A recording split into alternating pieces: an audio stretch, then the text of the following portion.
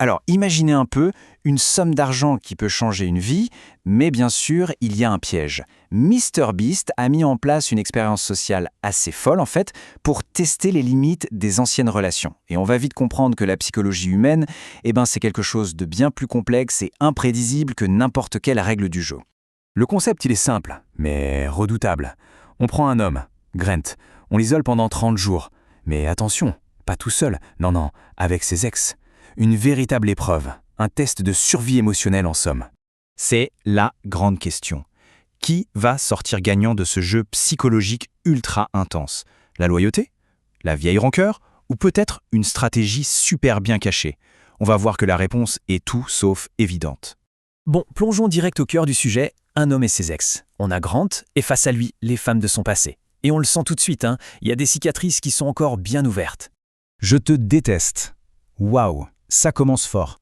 Ces mots, c'est son ex Ashley qui les prononce et ça donne le ton direct. Faut dire que leur histoire est marquée par une trahison et pas n'importe laquelle, en public, à la télé. Donc la rancœur, elle est bien là et elle va être un moteur très puissant dans cette histoire. Et qu'est-ce qui vient mettre de l'huile sur le feu? L'argent, bien sûr. 250 000 $, une somme colossale à se partager s'ils tiennent les 30 jours. On sait que l'argent peut calmer beaucoup de choses, mais est-ce que ça peut vraiment effacer une trahison? Et là, premier gros coup de théâtre de MrBeast. Grant, lui, il pensait devoir faire face à une seule ex, Ashley.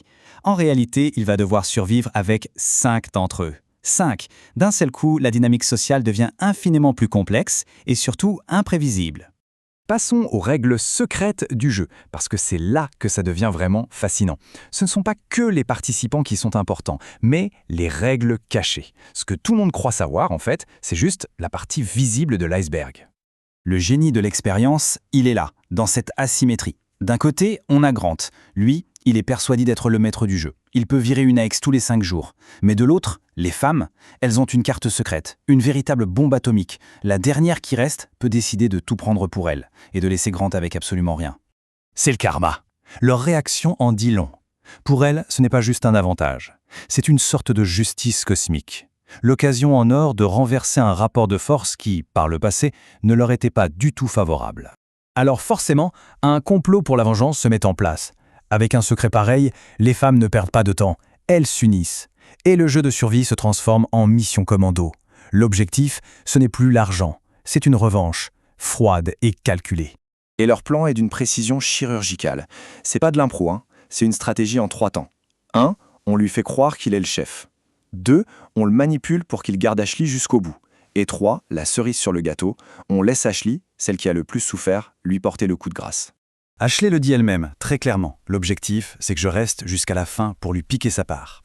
L'Alliance n'a donc qu'un seul et unique but. L'argent, c'est juste l'outil. La vraie récompense, c'est de le voir tout perdre.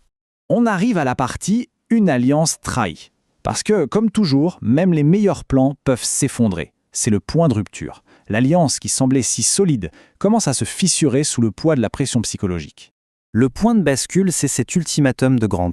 Il exige qu'Ashley admette sa part de responsabilité dans leur rupture, une demande qu'elle refuse en bloc. Et cette confrontation, elle met directement en péril tout le plan des femmes. Et là, c'est la débandade. Acculée, Ashley fait une erreur critique. Elle laisse entendre qu'il y a un secret. Du coup, Grant menace de tout arrêter et donc de faire perdre l'argent à tout le monde. C'est Abby qui doit intervenir en catastrophe pour sauver les meubles, en réalisant que l'obsession d'Ashley risque de tous les faire couler. La réponse d'Ashley à Abby, c'est un véritable électrochoc. C'est pas ton combat.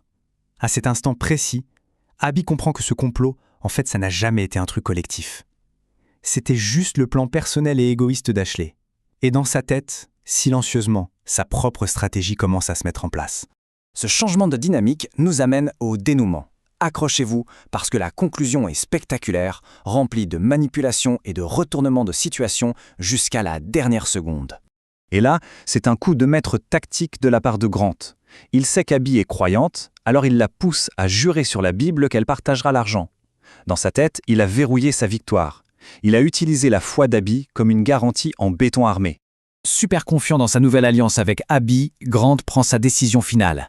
Il élimine Ashley, la cible initiale de la vengeance.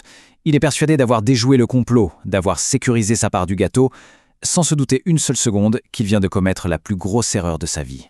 Et voici le coup de théâtre final, annoncé par MrBeast lui-même. Maintenant, tu as un marteau. Ce marteau, c'est le pouvoir ultime. Le contrôle a totalement changé de main.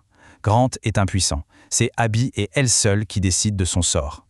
Et pour ajouter encore un peu de pression sur cette décision, la cagnotte a augmenté. Grâce à un défi qu'ils ont réussi en équipe, on n'est plus à 250 000 $, mais bien à 300 000 $. L'enjeu du choix d'Abby vient de monter d'un cran. Alors, le raisonnement d'Abby, il est fascinant. D'une part, elle a vu le serment sur la Bible non pas comme un engagement sacré, mais comme une dernière tentative de manipulation de la part de Grant. Et d'autre part, elle s'est souvenue du dernier conseil d'Ashley, « Pense à toi avant tout ». Bref, je vais penser à moi. Voilà ses derniers mots avant l'acte final. Des mots tout simples qui scellent un changement total de perspective. Elle prend le marteau, brise symboliquement le cœur de Grant et empoche la totalité des 300 000 $. Ce qui nous laisse avec cette question.